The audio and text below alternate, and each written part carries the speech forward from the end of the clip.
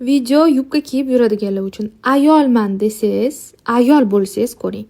5 kun test qilib, xira ikkinchi poloskani ko'rdim.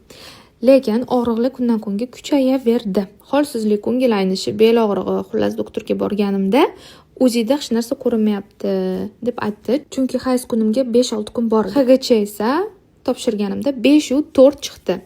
5 dan past bo'lsa homila yo'q deymiz. Sizda 50 ga 50 va hali erta ekan, shu sabab kuting deb aytishdi. Kutdim. Og'riqlar esa qolmadi. Belimda, qovog'imda, oshqozon qismimda davom etaverdi. 2 kun oldin esa sahar 3 da qattiq og'riq bilan uyg'onib ketdim. Yarim soatcha yotdim. Shu bilan ichimda bir narsa uzilgandek his keldi va qonli et sifat kichkina bo'lakcha tushdi.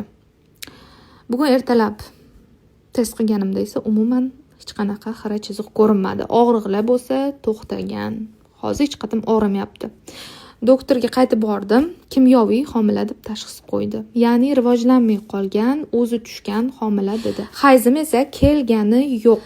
Nimaga kelmayapti deb so'raganimda kechroq keladi degan gapni eshitdim. Qaytadan uzi qilib, hamma yoq toza deb uyga qaytib yuborishdi. Boshidan kuchli og'riqlar sezganimda, men qizlardan, ayollardan maslahat so'raganimda esa aynan shu narsadan xavotir olgandim.